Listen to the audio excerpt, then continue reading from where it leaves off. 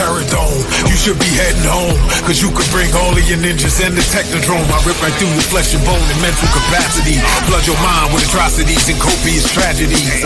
This dark Sabbath is a lesson in street. The whole church of the ghetto feel the words when I preach. Amen. Let the Lord say a prayer so they don't end up in front of someone banging their trigger. Living life like a war pig.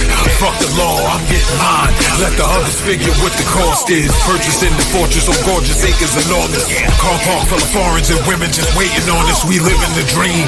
Y'all living like hell is earthbound. We are not the same. You've been a lame since birth, pal. I don't feel sorry. I recommend they go dirt bound. Doggy dog world, and you've been looking like Chuck Brown.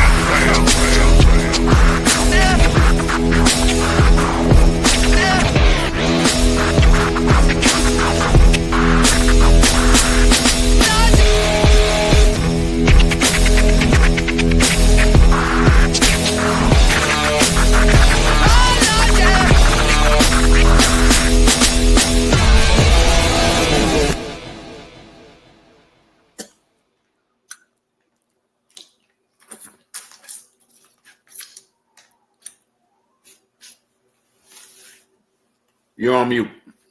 Try it again. My bad. Well. Beautiful people, best damn nation. It is Wednesday, and you know what time it is. It is the Best Damn Wrestling Podcast. I am your humble host, Brian Renegade, and with me, I have the best damn crew. First of all, if you see this man in a dark alley, run. He will beat you up and throw your ass in the trash can. He is the green-eyed bandit. He fights people. Sometimes he bites people. He's your mama's favorite wrestler, and he can whoop your daddy ass. The one and only Roosevelt, the fighter. What's happening, my brother? Hey, I'm gonna let y'all know real quick. Brian has been lying to y'all for the longest time. I tell no lies, sir. Listen. You've been telling these men to run. I know how to run. I run really, really, really fast. So don't run. Just lay down like a bear. You see me? No, just outrun him. Outrun him. You'll be fine. Try. Yeah. What's going on, Brian? How you feeling today, brother?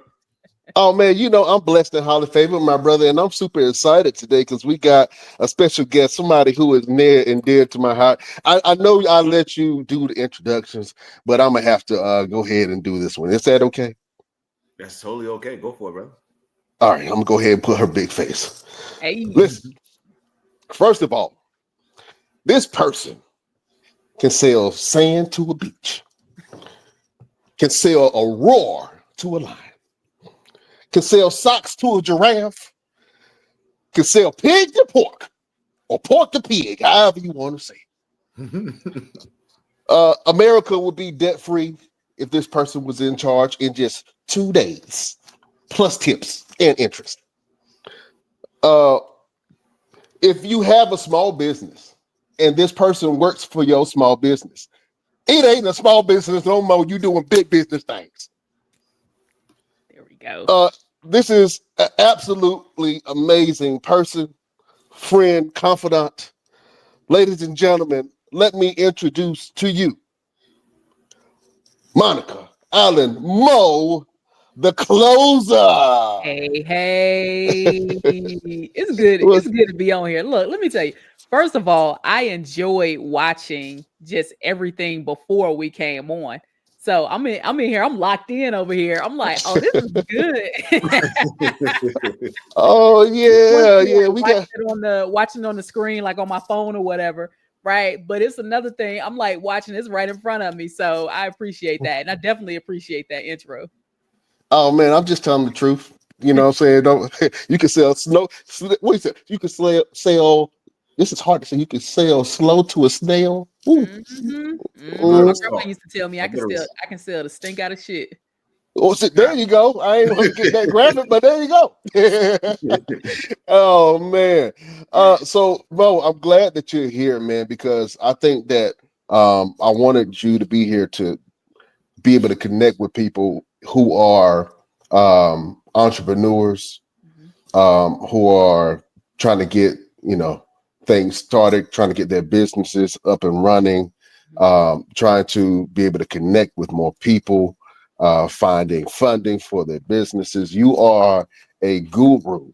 And we have a lot of business owners that watch the show, man. And I want you to be able to just give, spread a little bit of knowledge like he does. It's very hard looking at you because I'm staring at the thousands and thousands of J's and sneakers directly behind you.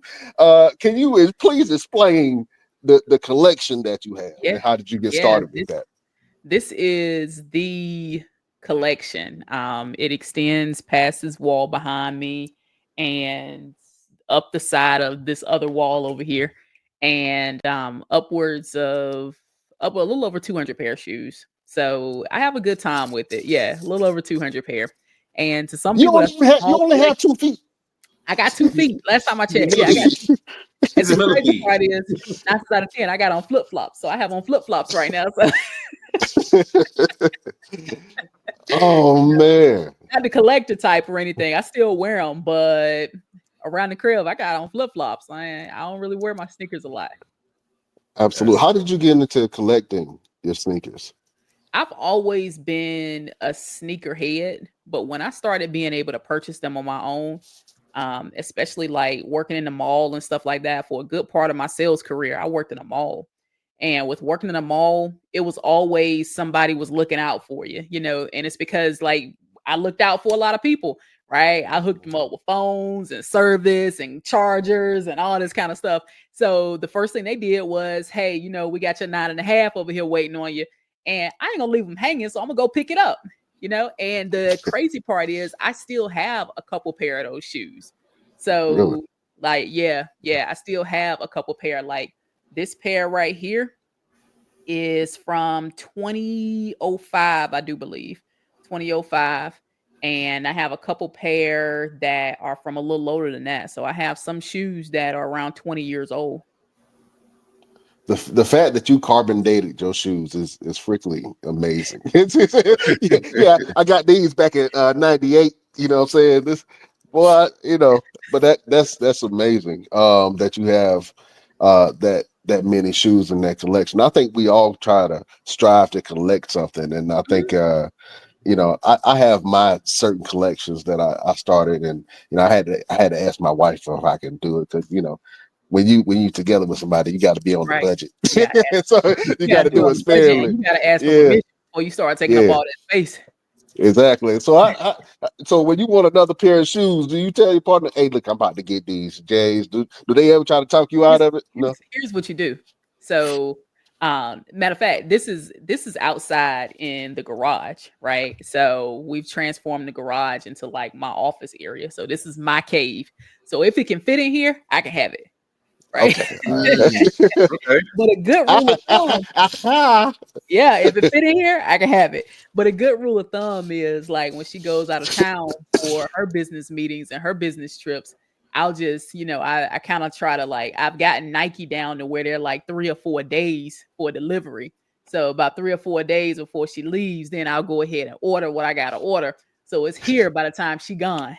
So hey, fellas, pick up game real quick. She dropping game. Listen, we all need to know this. But here's the trick though, because everybody got the Ring camera, so she can see if they ring the doorbell. So I've already timed it, so I'm looking and I'm making sure I got the app, and I'm like, oh, okay, we 3 stops away, so I'll meet him outside.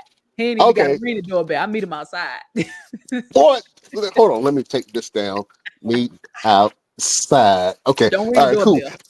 Yeah, I just needed to know that. You said Nike is 3 to 4 days. Three, four business days. Oh, all right. Absolutely. Well, listen, man, for anyone who doesn't know who Moe the Closer is, please just give a brief introduction of yourself, man. Where you from, and how did you get started to the place that you are now? Okay, perfect. I'm a country girl from North Carolina. So I'm from Durham, North Carolina, and I have been in Bull City. Come on, stand up. We had to go around that. But Oh, been in sales and marketing for a little over 20 years now. It seems weird every time I say a little over 20 years, right? It's been a long time. But been in sales and marketing a little over 20 years. And throughout that sales and marketing career, it's always been either direct sales or some type of financial money or product sales. And then over the last 10 years, I have worked with clients who had issues with like their student loans. We graduated from student loans and went into credit repair, from credit repair to business funding. So all those kind of like stair stepped up to where we are now. So now when someone asks me what I do, I say I sell money, right? I sell money. I connect small businesses with the funding that they need to go to the next level. So whether they're a startup or they've been established for years, a lot of our clients have been in business 10, 15 years. They just need capital to get to the next level in their business. So we help them out with that. If they're not ready, we help them out with credit repair to make sure that they are where they need to be. But mainly, we're a financial wellness platform. So we've created what's called the cash flow department. In the cash flow department, we teach everything from entrepreneurship up until how to do your own funding. So we've done a really good job of cultivating that community and cultivating free education for people around just like funding and finance, because 9 times out of 10, nobody told us about money. I learned the hard way. So, so that's what right. we do. All right, cool. You know, my first introduction to credit cards when I was in college, and I was Uh-oh. a freshman, sophomore in college. I knew nothing about credit. I knew nothing about credit cards, but I do remember that these companies would come around to the college campuses and they would have you sign something, but like you can get a free Subway sandwich if you sign up for this credit card that has a high 50% interest rate. And I was like, man, that sub do sell good right now, Jack. You know what I'm saying? And there's so many people in Durham that messed up their credit over sub sandwiches and pizzas. It's Yeah. crazy. Extra piece of um, chicken. yeah, the extra piece of chicken. So let's get started with just a basic question. What is good credit? So good credit, a long time ago, people would say good credit would be like having a 700 credit score. That's not even the case anymore, right? Like you can have a 700 credit score and you didn't even build your credit. Like you can have a 700 credit score if you just become an authorized user on a couple of my credit cards, right? You have a halfway decent profile and I get you as an authorized user, you can get a 700 like that. But what banks are looking for now is they're looking for authentically built credit, you to have primary accounts on there. So they're looking for at least a 680 to 700 credit score. They're looking for 4 to 5 years of credit history. They're making sure that you don't have any derogatories on there. So no late payments, no collections, charge-offs, child support, all that kind of crazy stuff. Um, but they're also making sure that you have access to credit now, right? You want to see at least 2 cards with $2,500 limit on there. So you're responsible for at least about $5,000.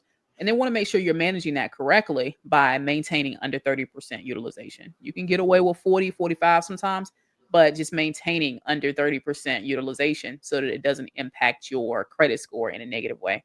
So that's what good credit is. It's like your credit. I just did a module on this earlier today. Your credit is your street name, right? Your how can people trust you?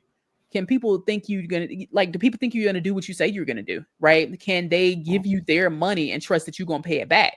That's what your credit is, right? That's your name in the streets. So, Scarface, all I got is my balls and my word. Well, right now, all we got is our credit. That's how people recognize if they're going to be able to deal with us, whether it be insurance, whether it's someone turning on your lights, your car insurance. Now, a lot of places require a credit check just to get a job. So, as hard as jobs are to come by, it's like you can't really afford to not have good credit, especially in this economy. Absolutely. In this economy, right now, what is king? Is it credit or is it cash? Definitely credit. Definitely Mm, credit. Because as long as you got credit, you'll always be able to get all the cash you need. Because I can liquidate a credit card, right? I can go somewhere and I can purchase something on credit. There's not going to be a whole lot of places that's going to stop me from swiping my credit card.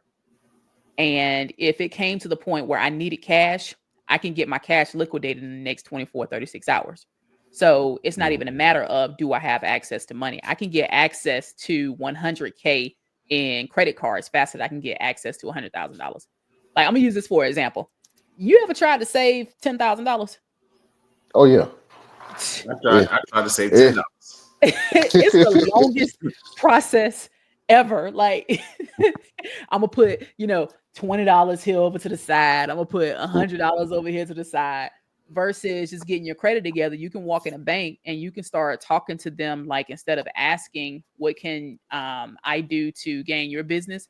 Then you start being on the other end of that. Like, "Hey, I need $10,000. Give me $10,000." So when you have good credit, you get to legally rob the bank, because most of that money is 0% interest if you're doing it right, and if you have that great credit profile. Absolutely. Okay, So go ahead. Mo, I need $10,000. Give me $10,000. Okay, perfect. Let's go ahead and get your credit together. I'll walk you into the bank myself. Get you, yeah, that's it. Grab your Look, you ain't even shoes. got to use none of the running skills you got.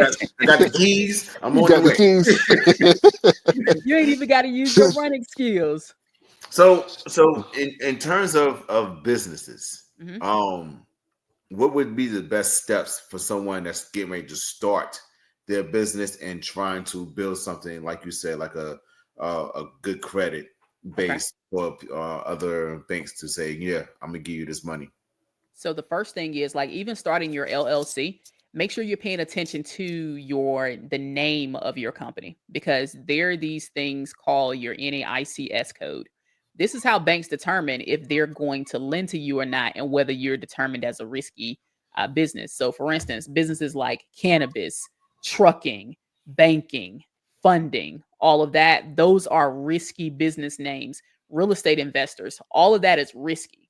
So you don't want anything like that in your name. So you would want the name of your company to be like Roosevelt Consulting or Roosevelt Enterprises, something that's going to be really general, where if they look at it, they can't determine what it is exactly. Now, of course, you're going to want to tell them, like, it's consulting, it's marketing, it's advertising, it's, you're in management, you're in whatever, food services, whatever it is that you're in. But you want to be careful about talking about the risky businesses, because if you're in a risky business, it's going to be really hard for you to get funding. Now, the next step after you pick a name for this is to go online and get your EIN. Do y'all mind if I tell anybody how to open a business? Go Yeah, ahead. go ahead. That's what we want. Perfect. Yeah. Perfect. So you're going to go online and you're going to get an EIN. You're going to make sure you go to the government site. You should not be paying anybody for EIN unless you're choosing to activate that as a service. Like, we sell them all day for $50, but it takes you 5 minutes to do it. Then you set up a LLC with your Secretary of State. The Secretary of State is going to give you all the documentation that you need, your operating agreement. All of that is free to set up. You only pay your state's fee. The fees can vary from state to state. Some states are higher than others. So pay attention to those states. I mean, also pay attention, if privacy is important to you, pay attention to the privacy of those states. Like, you can, if you're in a state where you can just look up the business and it has all of your information there. So since there is a possibility where someone can look up your business and look up all your information, you want to make sure that you have something in place, like a virtual address. A virtual address is also really helpful when you're going to the bank, because it doesn't look like you in your mama basement. So if we're on 123 Main Street and trying to open a business, they're gonna be like, Now it's become a little more common since COVID, where a bunch of home-based businesses have started. But just go ahead and set things up the proper way to start with. So you've got your business set up. So we got an LLC. We've got our credit together. We've got a good name. We went to Secretary of State. We got that taken care of. Then we want to open up a business bank account. Once we open up that business bank account, then we're going to make sure we're starting to deposit money and do our business transactions inside of that business bank account. You're going to want to make sure you have a professional email. Know your business at gmail.com. It needs to be something like info@rooseveltconsulting.com. So just making sure you're setting yourself up for success, so that when businesses are looking at you on paper, then they're going to be able to see that you invested into yourself. What about the Duns and Bradstreet? You Talk about need those. You need those as well. When you're building your business credit later on down the line, There is business credit under a personal guarantee, and there's business credit under a non-personal guarantee. So we have a team. I handle the personal guarantee side.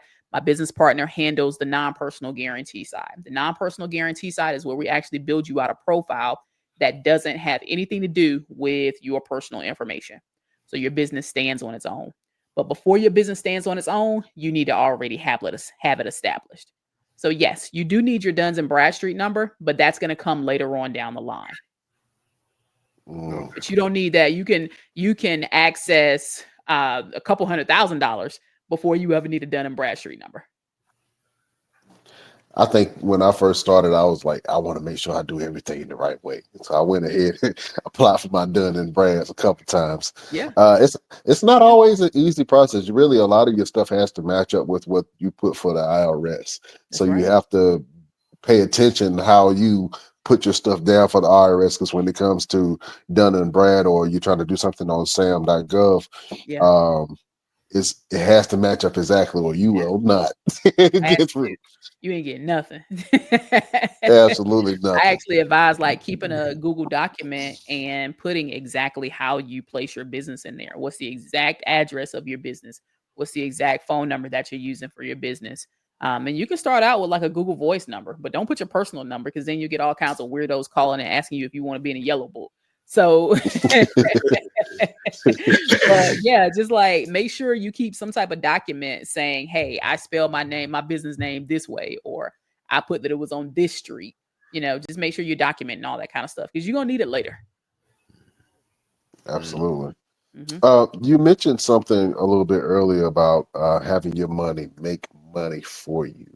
Can you break that down of what that means, and how can just everyday people have their money make money for them? Absolutely. So everyone is good at something, right? No matter it's you guys know an expert. That just means I only know more than the next person.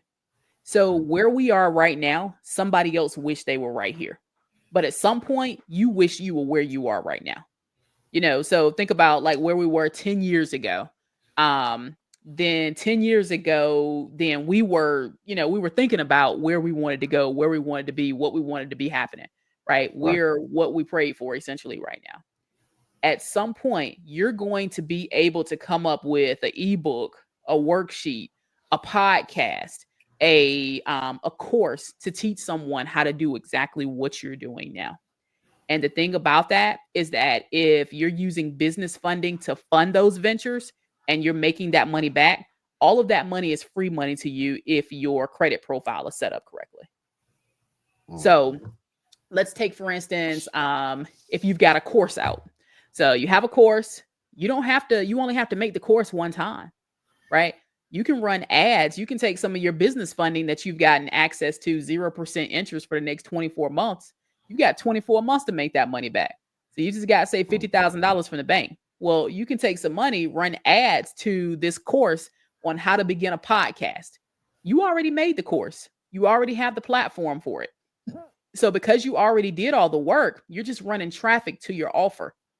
It doesn't require anything for you because the traffic is going to happen anyway.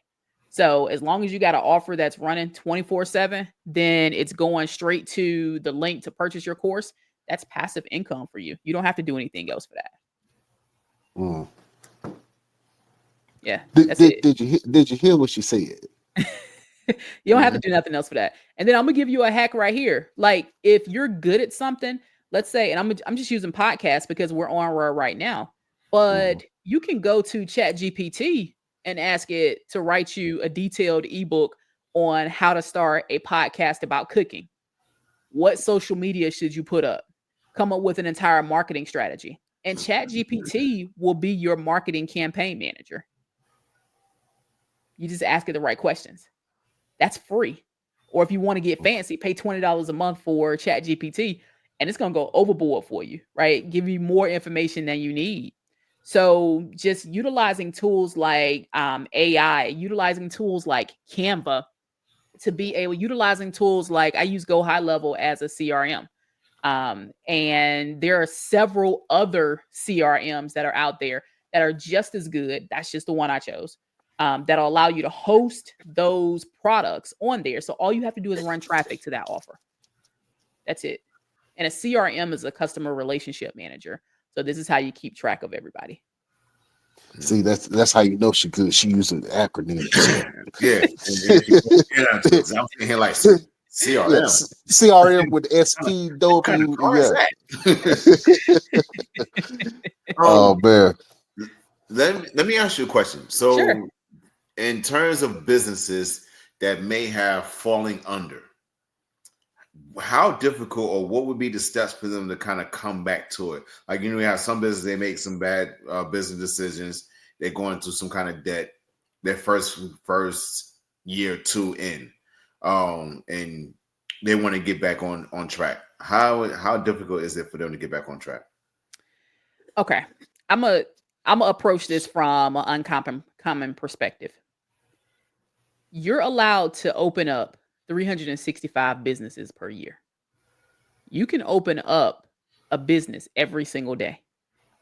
So if one doesn't work, I mean, just like look at our leadership, right? How many times has our leadership filed bankruptcy? So, You gotta yeah. Like, just start over. Yeah.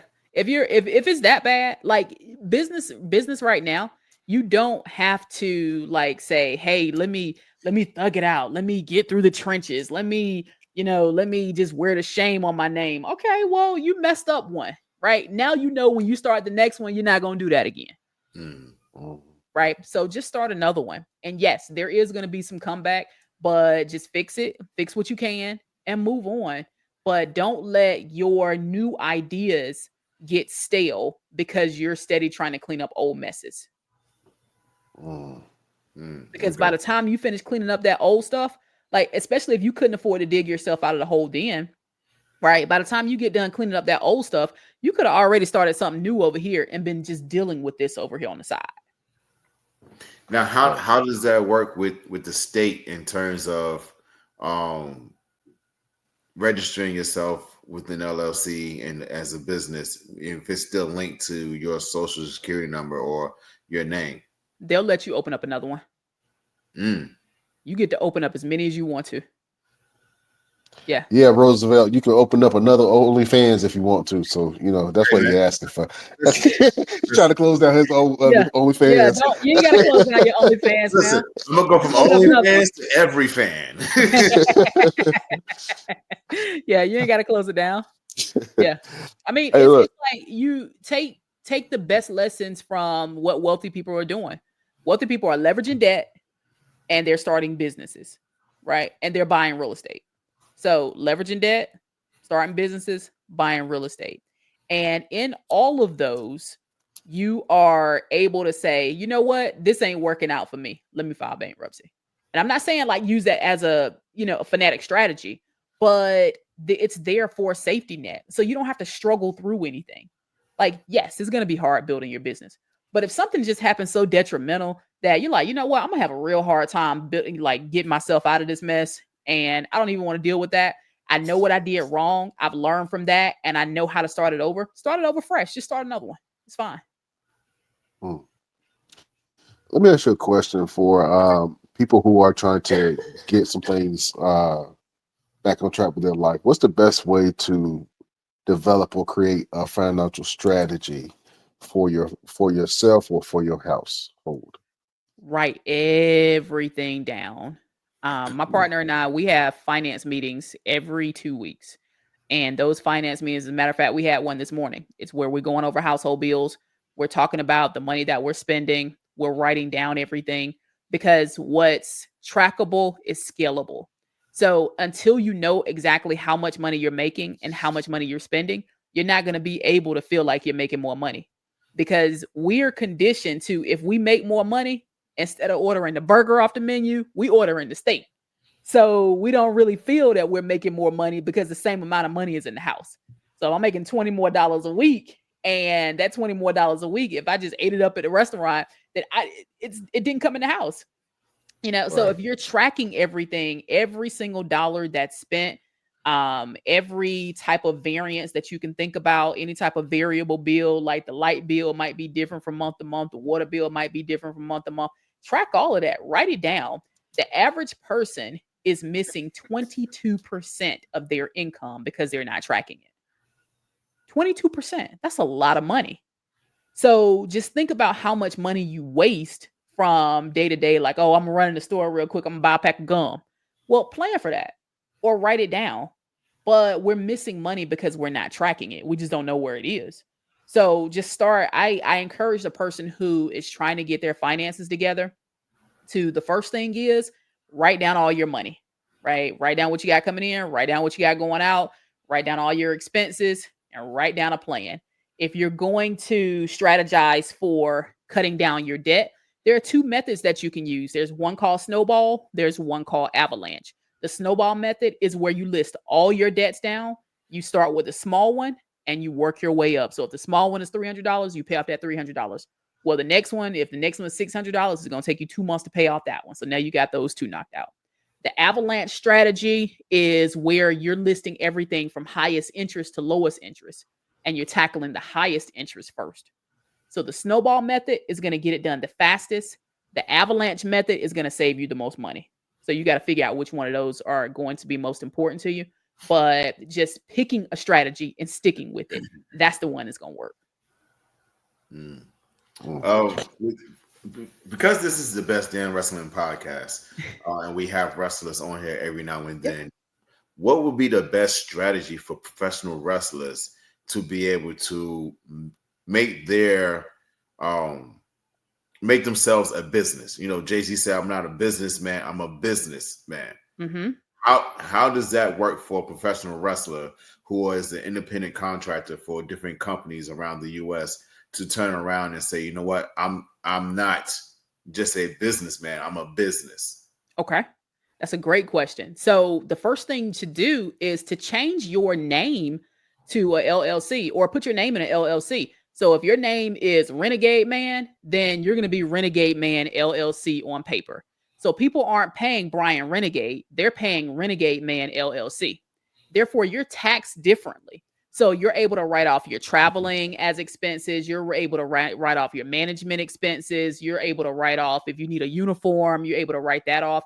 Every single thing that has to do with your business. If you're getting a haircut for your business, you get to write that off. If you're having to go out and eat or holding meetings, you're getting to write that off. If you're having to buy tickets for family members, you're getting to write that off.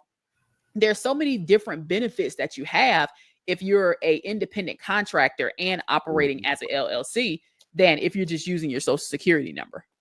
So take advantage of being Renegade Man LLC versus them just paying Brian. Right. That would be the first step. They can pay either one just to be fair. Is it better to go cash, or is it better to have something that's trackable, like a Cash App, PayPal, Venmo, or whatever? Trackable. Don't use Cash App. Don't use PayPal. Don't use what'd you say? Venmo. Don't use cash, because all of it needs to be trackable to whoever is going to do your taxes, right? So what I recommend is, when you set up your LLC, set up a business bank account. Now, until you can get a business credit card, use your business debit card. But as soon as you can qualify for a business credit card, and as a matter of fact, when you open up your bank account, if you don't have the credit for a business credit card yet, open up a secured card. Put like $500 on that secured card, and then use it responsibly. Like, use it so it's not going over 30% utilization, right? And then when you need a little more within the next 3 to 6 months, they'll unsecure that card for you, and then they'll up that limit. That way you'll be able to use that. You can take advantage of using rewards that way. But there's no rewards for using cash. There's no rewards for using Venmo or Cash App or none of that. And none of that is trackable. Those aren't real banks. So when you're talking about like saving, getting the most bang for your buck, keep everything that you can on a credit card as long as you can afford the credit card payment. So if it's an expense, like if wrestler needs new boots, and you can't really afford them, don't put them on that credit card, right? If you know you're getting paid on Friday, okay, you got to have them. You got to hold in the boots. You got to do what you got to do so you can work. Fine. But there are two dates to be aware of when you have a credit card, your statement date and your bill date. You want to make sure your bill is as low as possible by the statement date, because that's the date that the credit bureau is going to report. Yeah, so don't use all that other stuff. Throw the debit card away as soon as you can. Man, I gotta make a credit card payment right now.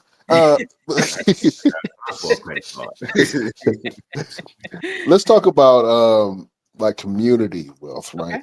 Okay. And you hear this thing where we talk about the black dollar or the brown dollar, and how it circulates throughout the community, right? What would be a strategy that you would impose to make sure that the black dollar circulates within our community? The first strategy is it's like buying black, right?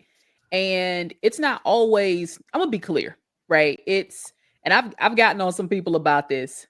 When the opportunity to buy black presents itself, a lot of times we've taken advantage of that and said, well, we're gonna make our shirt $100. I'm all for you doing that. You know why? Because people pay $100 for Louis Vuitton, for Gucci, for Nike, for whatever else, right? So let's support each other. One thing that we should do a lot better of a job at is not being afraid to drop the money on our friend's brand versus someone in the store's brand. And just really encouraging our friends and people who are advocates of the brown dollar to start putting your products out there, putting your services out there so that more people can support you. So our way of helping that dollar circulate is let's get you more funding so that you can afford the marketing to push your products to the market. Because if you can't afford the marketing and you can't really afford a platform to put this stuff on, then nobody's ever going to see it. Or if you need training for social media on how to, like, if I didn't know that you had a wrestling podcast because you have it on social media, I wouldn't know, right? We're not in the same place anymore. So I wouldn't know. So it's important that we utilize all of the tools. And sometimes we need a little dollar behind that, right? We need a few dollars behind that. We need, like, I spend almost $200 a day on marketing. And that's just so we can get our name out there. But not as many people would know who we are if we didn't have that marketing. So it's important that my support be to get money in the hands of black and brown folks so that they can push their products out. Absolutely. I'm gonna put you on the spot. What was the last black product that you bought? This morning, coffee. Oh, okay. Was it Ethiopian coffee? Yeah, there's a spot in Charlotte. I actually drive 20 minutes out of my way, right? It's called Archive. Okay. And they got this coffee called Foxy Brown. That thing got me in a chokehold. Like, oh man. It's got brown sugar and everything, and it's good. It's good. Listen, my bad for trying to test your blackness. I wasn't trying to. I was trying to see. Usually when people are like, "Yeah, buy black," I'm like, "What was the last black product you bought?" So I appreciate that. Man, we black around here. Even my cat eat fried chicken. So that's it. Like, why is that cat mouth so greasy? Yeah, my cat eat fried chicken. Oh man. So let me ask you another question. With entrepreneurship now, it's at an all-time high. I think a lot of people are trying to get into business, but a lot of people don't know the hardships that you have to go through while in business, right? Mm-hmm. What's a good strategy to kind of navigate the windfalls of entrepreneurship? Know your numbers. Like, first things first, know your numbers. When I quit my job a little over a year ago, and like, people thought I was crazy because I was leaving a 6-figure job where I got to do pretty much whatever I wanted to do. The only problem was they required me to come every day. Like, I had to go into work every day. Loved what I did, loved who I worked for, loved what I was doing. But I didn't want to go to work every day. That didn't make sense to me, right? Like, I can't be all over the world like that. So there are an influx of folk who have decided to reclaim their time. And I'm so happy for them, right? I'm so happy that they get a chance to spend time with their family, spend time with their friends, and realizing that that is more important than how much money they're making. But we can't ever forget the money is still important, right? So the most important thing you can do as a brand new business owner is know your numbers, know how much money you're spending, know how much money you need to stay afloat, know if you actually do need to quit your job yet, right? I didn't quit my job until it cost me too much to go to work. So I was missing appointments for my credit repair company. And I was like, I'm gonna make more money off these appointments than I would if I went to work. So that's when I quit my job. But also remember, your job is your first investor into your business. So if you're still at work and you can make it work for as long as you can, stay there until it costs you too much to go, right? Whether it be time, whether it be money, whatever it is, but stay there. But the most important thing is just knowing how much money you got coming in, how much money you need. Because if you're used to living off, $7,000 a month and you don't have any savings or you don't have any credit or you don't have anything to fall back on and you got a half-ass plan, then it ain't gonna go well, right? You got to know your numbers though. So business owner, new business owner, make sure you know your numbers. Absolutely. Well, listen, you've always been a hustler. I remember, I'm telling you, when she used to slang them phones, boy, she had a little phone clip on the hip, you know what I'm saying, a little earpiece in, you know what I'm saying, with the business cards ready, Jack, Yeah. you know what I'm saying, and she knew how to draw people. And I remember we was in the middle of the mall selling, and I was like, man, this is very difficult. At first I was discouraged about it, but I learned so much by doing that because you see so many different types of people walking by. Mm-hmm. And the main goal is to get somebody's attention for them to come over there and talk to you, to let you know that, hey, I got a cell phone problem, Mm-hmm. right? Mm-hmm. No matter what it is, if they wanted to upgrade, whatever the case may be. But the Mm-hmm. main thing was instantly grabbing that person's attention as soon as they came within your vicinity. And I think as a marketing strategist, I've been doing that for a couple of years now. And it's the same concept. You know what I'm saying? It's just look a little bit different. Yeah. With all the technology that's out with AI and all this stuff, like, what's the best way to market your business? Being you. So whatever feels the best to you. At that time, honestly, that was probably the best job for the experience that we could ever have. And it's because we were in the prime location for people to tell us no. Nobody came in there looking for a phone, right? Right. Especially not right where we were. It was always a bad position in the mall. Like we next to something that don't nobody want. So I think it was like handling a pregnancy shop over on the other side of us or something. So nobody's coming in there for that, right? But it was our job to draw attention. So the way that we drew attention was we were authentically ourselves. The difference between then and now is now with so much technology, we can put a little umph behind us. So my primary marketing source is Instagram. So I get to be exactly who I am on Instagram, except for the Instagram and AI and content, all of that pushes it out just a little bit further. So we get to be who we are. And I always tell people, like, if you're not the type of person to say, hey, I'm going to do long form content, then don't do long form content, right? If you like short form content, do short form content. Whatever it is that you like doing, you do exactly that. If you like taking pictures of yourself, if you like selfies, then you figure out how to make that work for you. If you want to brand yourself, put yourself on a t-shirt, you do that too, right? There are so many ways that you can market yourself, but by far, the number one has got to be social media because you get to see exactly who you are. Because people don't do business with businesses anymore. They do business with other people. So, and even in the business to business, like I talk to a lot of business owners because that's who we service as small business owners. But even then, we take the business out of it and we're talking to the person because they still want to see that we care about them. Oh, I've heard, and you may be able to clear this up for me. Okay. Whereas some businesses or individuals who own a business, they take a lot of family members and they put them as employees, and to be able to what's the word I'm looking for? Um, when you put them on their taxes, right? Yeah. Kind of write them off. What'd you say, Brian? Don't do it. I'm sorry.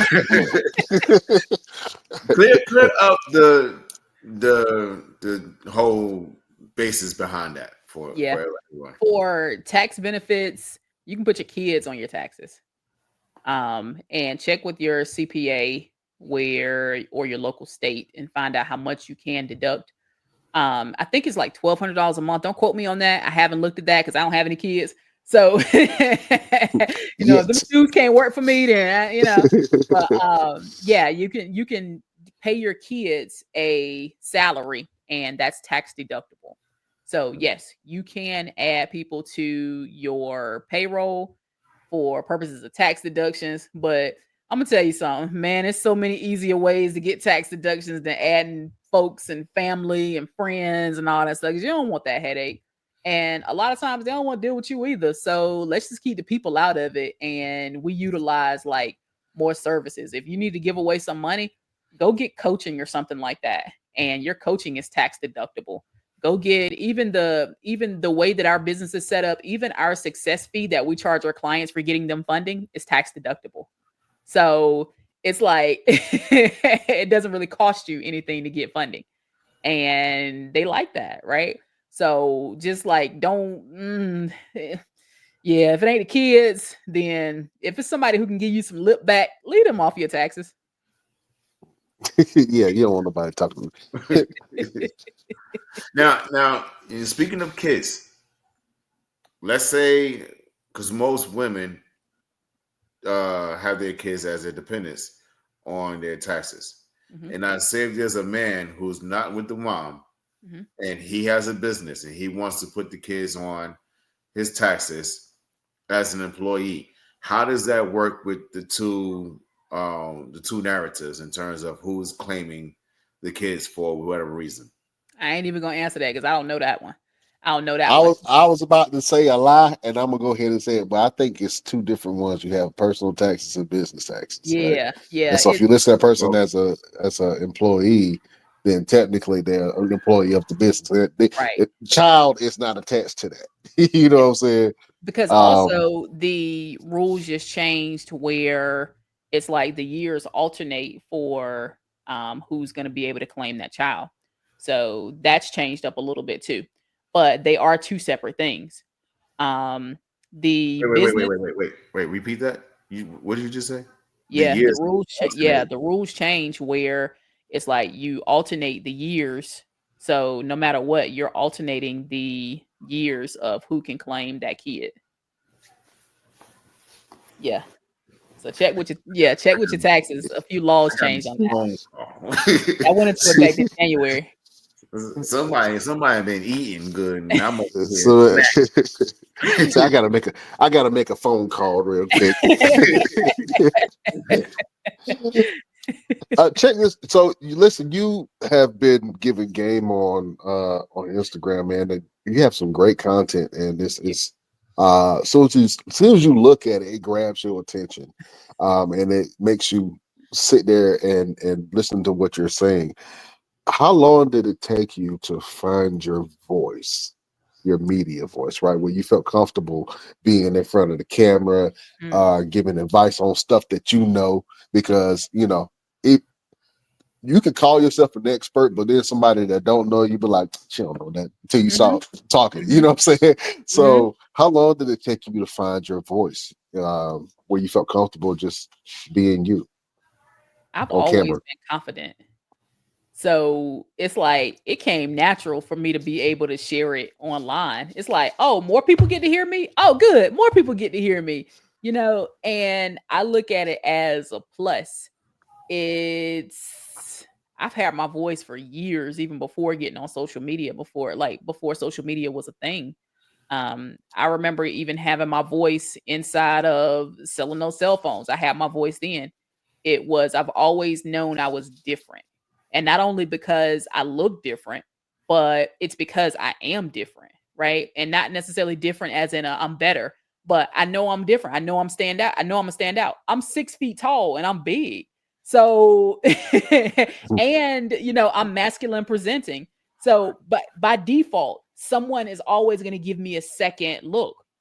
So, because someone is going to give me that second look, I've always used that attention and said, okay, let me pick what I want you to do with that attention. So then it was like nothing changed but the product, So at that point, it was like the cell phones. I know you're going to look at me. So while you're looking at me, hey, you see my new phone? And it's, hey, look, what kind of phone do you have? Hey, my phone is better than yours. Whatever it was at the time to grab that attention. So now it's my hook line is, so if I'm talking about business funding, are you having problems with getting your business funded? Watch this. And they're going to watch because I just said, watch this. My voice already commands you to watch this. So I've just taken all of what I am, all of what I embody, all of what I look like, and let it come out of my mouth.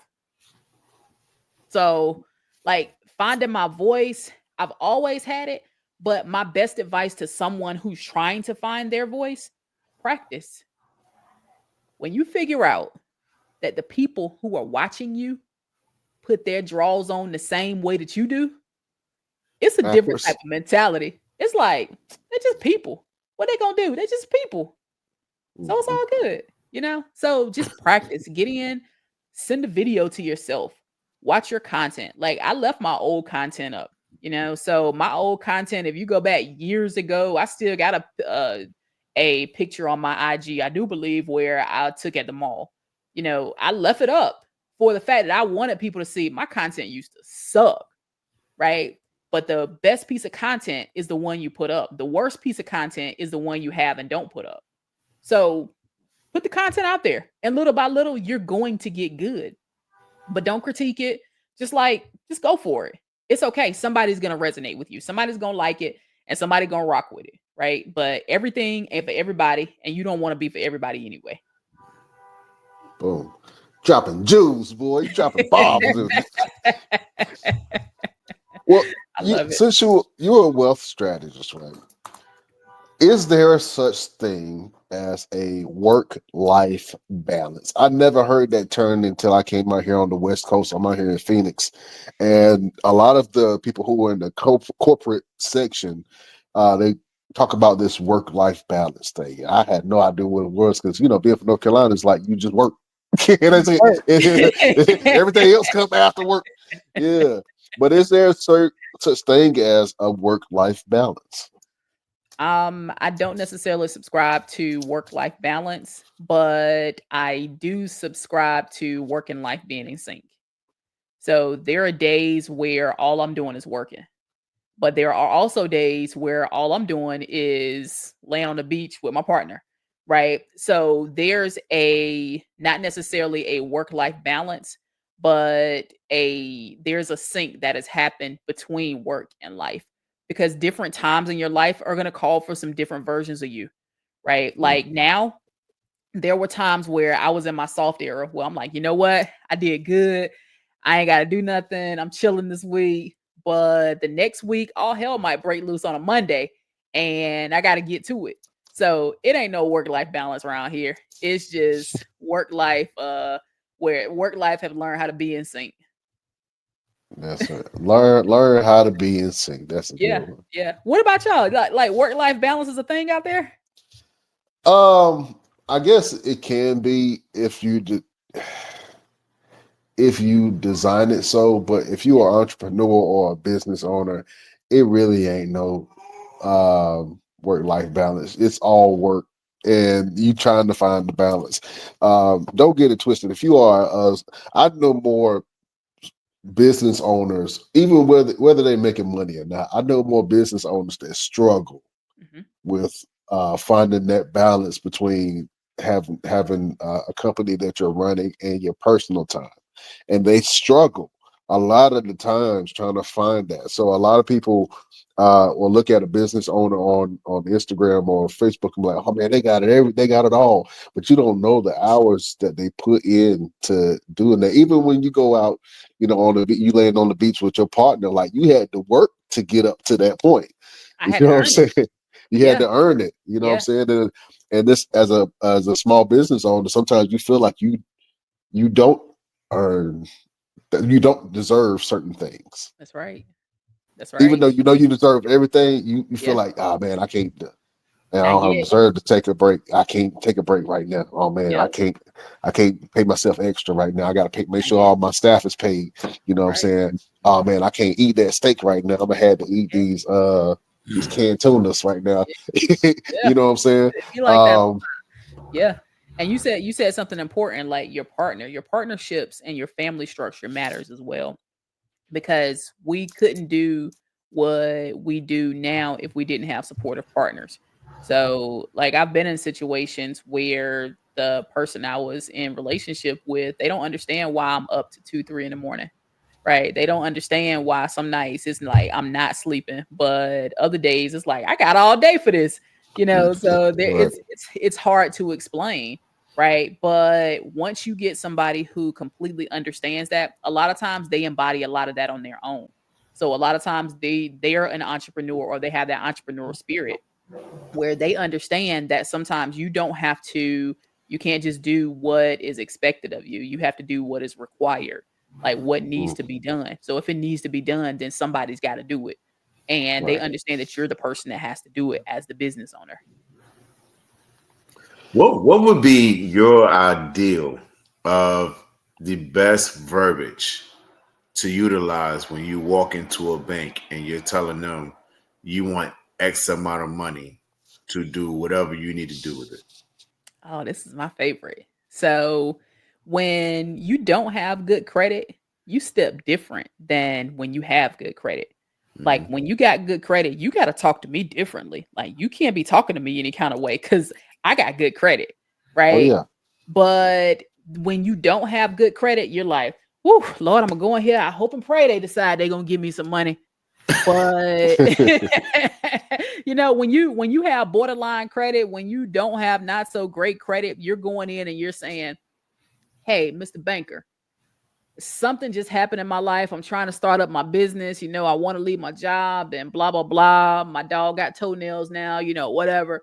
Like, what can you what how can I be able to work with y'all? And, like, do I qualify to get $50,000?" But when you have good credit, you go in and you say, "Hey, banker." You don't even say Mister. "Hey, banker, um, what is it that you're gonna offer me that the bank down the street can't offer me?" You get to say, "What can you do for me?" Mhm. Not what can I do to earn your business, right? Because the bank needs you at that point. You got good credit, you're in a prime position to borrow. So they want to give you as much money as possible. Banks can't function if they're not giving away money. So the moment that we figure out that the bank needs us and we position ourselves to be desired by the bank, it's like being desired by that partner that you always wanted. Well, they don't want you if you ain't got good credit. Mm. So, but the partner you've always desired, they want you. You're prime for them. You're perfect for them. I've been waiting on you my whole entire life, right? They're going to give you the bag. But you're going in when you have good credit, you can then position yourself, say, "Hey, here are my documents. What are you going to do for me that the bank down the street is not going to do?" Because I really want to do business. I thought I wanted to do business with them, but convince me to do business with you. I'll give you my business. And that's a good segue to my next question. How do you differentiate between which bank you want to deal with? Like, it's a lot of, like, in North Carolina, we have the credit unions, and then you have the corporate banks like the BB&Ts and the Bank of Yeah. Americas and the TDs. Which ones? How do you differentiate between which one is going to be the better choice for you and your business? The best bank for you is the bank you've always banked with. The best bank for you is the bank you've always banked with. And Mm. then you go to surrounding banks. So start with surrounding credit unions. Start with credit. I'm gonna tell you, like, some of my favorite credit unions are the Latino credit unions because they pop up everywhere and it's low competition. So they are really trying to compete with bigger banks to be able to loan more money. So if you have a premium credit score, you go into a smaller bank, then it's like, "Hey, look, I would do business with them, but I want to do business with you. What can we do?" And then you partner with them and they're more than happy to give you money because they know they're competing with the Wells Fargo, They know they're competing with the Bank of America, the Chase Bank, the TD Bank. They know they're competing with the big guys, but they're happy that you decided to do business with them.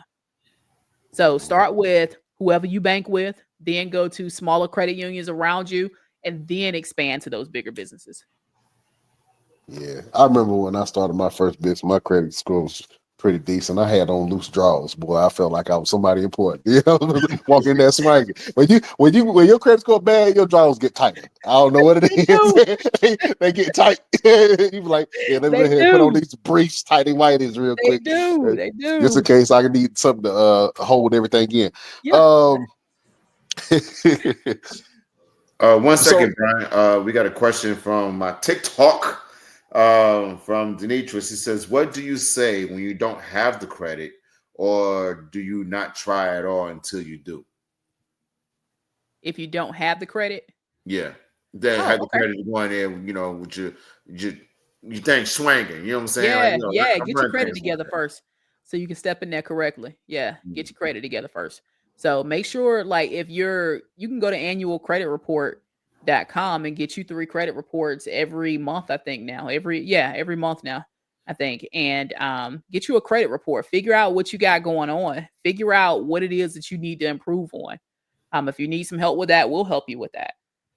So that you can make sure that you go in there with confidence. And what we also do for our clients is we give them our relationship managers. So we actually have proxies who apply on your behalf so that you don't have to be worried about it with it. You don't have to be worried with going in the bank or talking to the lenders or anything like that.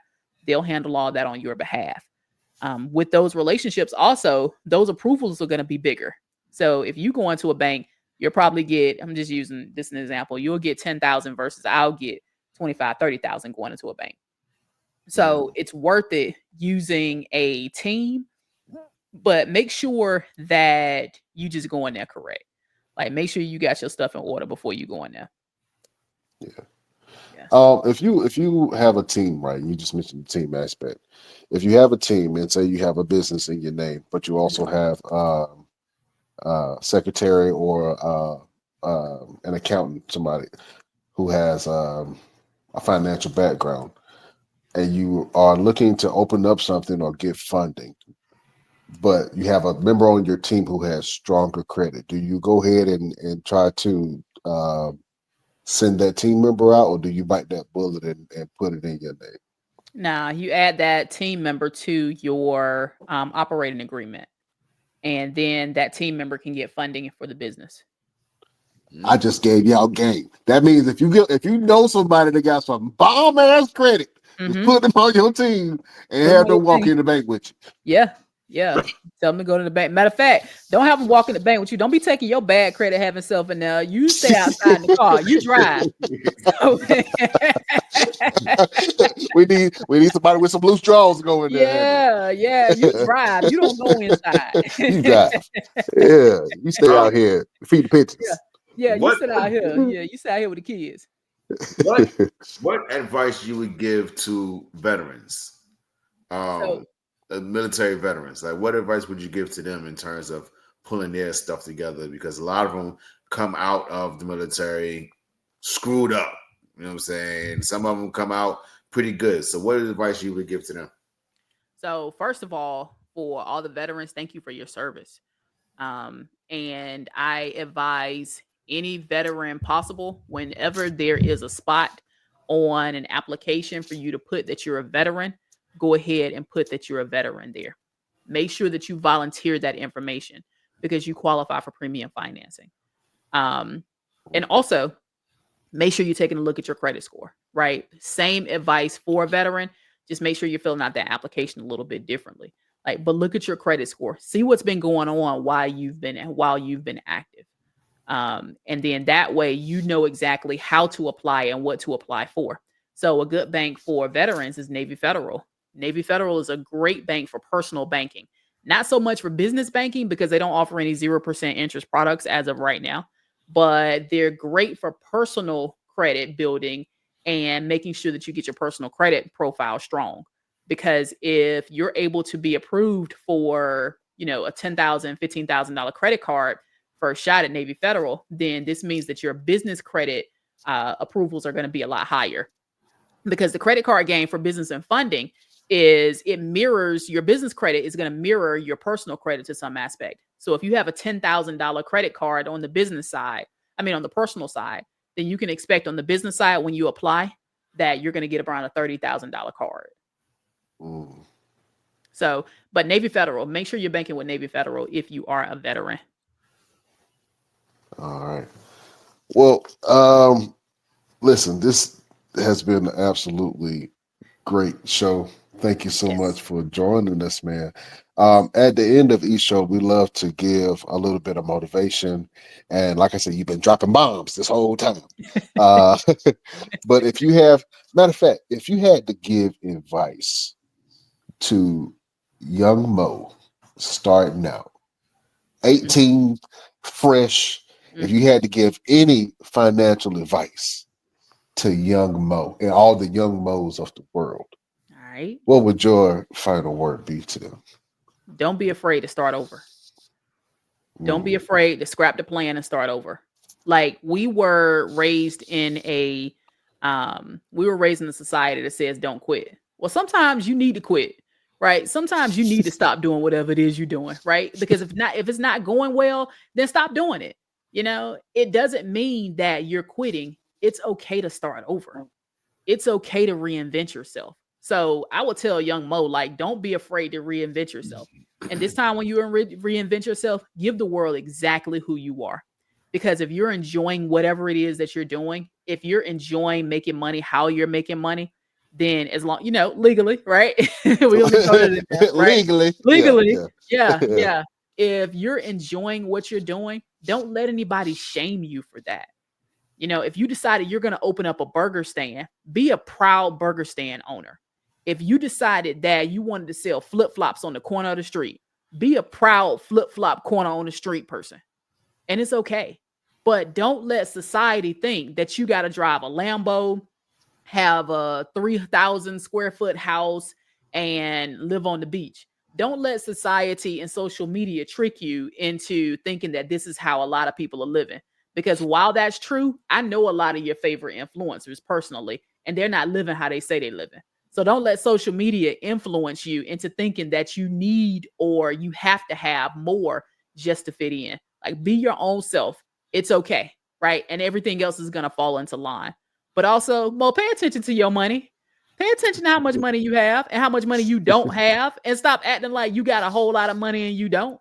So you don't have to be out here fronting for nobody. You ain't got to flex for the gram. Matter of fact, the best parts of your life don't even have to be on Instagram, right? So just like take your time, enjoy the stage that you're in, and just make sure you're staying true to whoever it is that you are. It's all good. Oh man, I got chills when you said that, Mo. That is a final word from the one and only Moe the Closer. Look, Mo, where can people go to find you or your company if they want to get some more advice, if they want to go ahead and book one of your advisors? Where do people go? Absolutely. So you can find me. I am Moe the Closer. That's MOE the Closer on all social medias. As a matter of fact, like, shout me out, send me a message and say, hey, I listened to you on the pod. Like, send me a message. Let me know who you are so I can at least acknowledge you. Right. So I always appreciate that. Like I said, I'm a country girl, so I like to connect and talk. But I'm Moe the Closer on all social medias. And then we have a website, which is moethecloser.com. And there is going to take you to our product space. Inside of there is our newest membership group, where I'm really proud of it. We've combined entrepreneurship, credit, and funding into one platform. And we giving it away for free for 7 days. So hold on, what's that? Hold on, damn it. What was that? Yeah, moethecloser.com. Mo. Yep, moethecloser.com.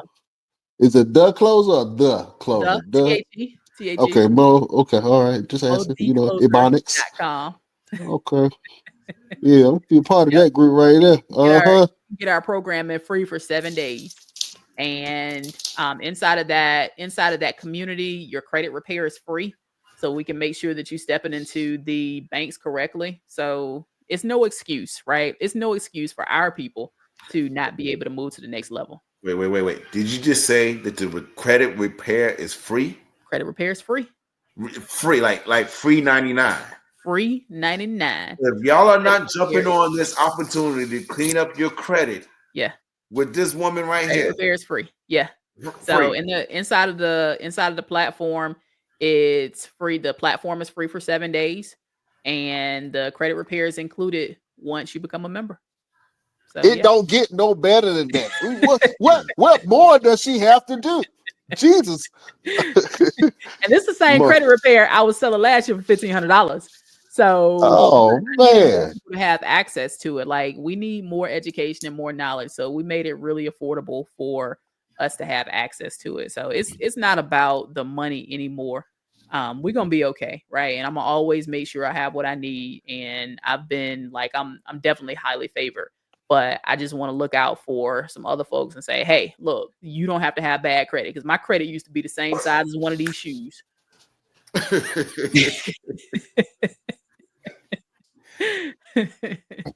Yeah, so go ahead and get your credit and your life right, man. Go visit Moe the Closer. It's moethecloser.com. And go ahead and sign up for 7 days. You get 7 free days and a free credit report. That's it. Yeah, That's it. I appreciate you can't get no better than free. Amazing.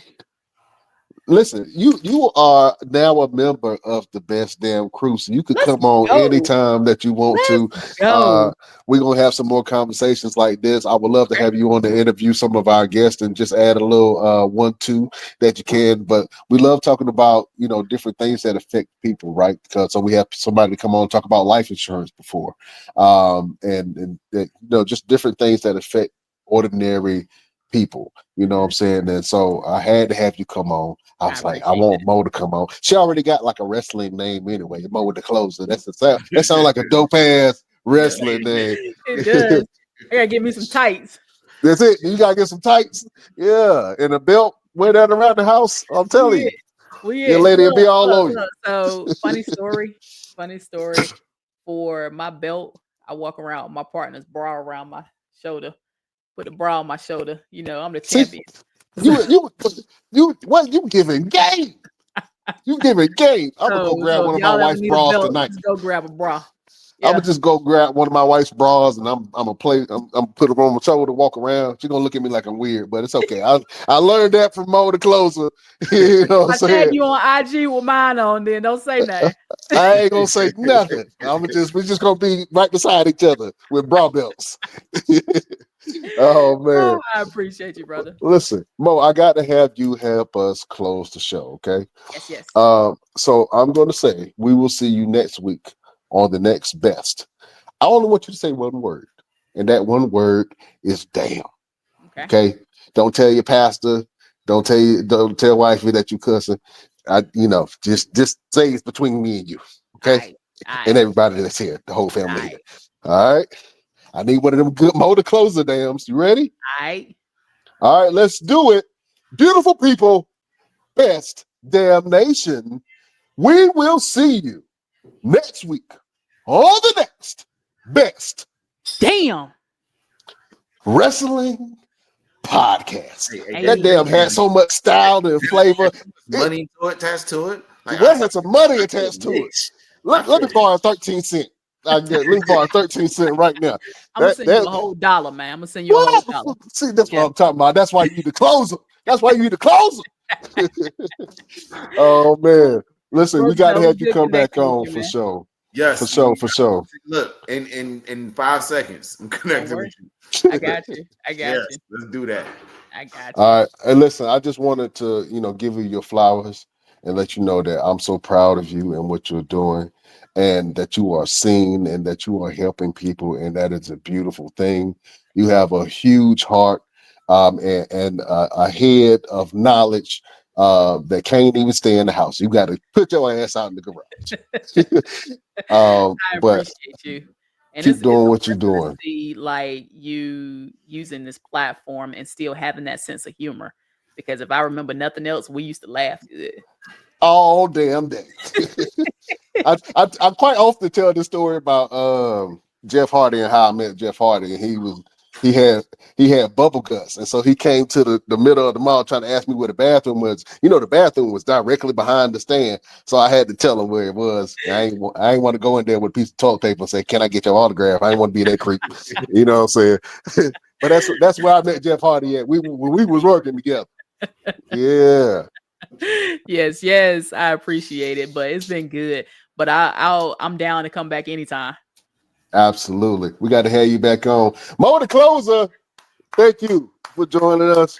I'm gonna go check out everything that you share. I'm gonna share it and retweet it and twixt it, whatever the new acronyms is for send the stuff out. We're gonna share and show you some love, okay? Appreciate it. Thank you. All right. Beautiful people, we can't hold you no longer. We bid you adieu.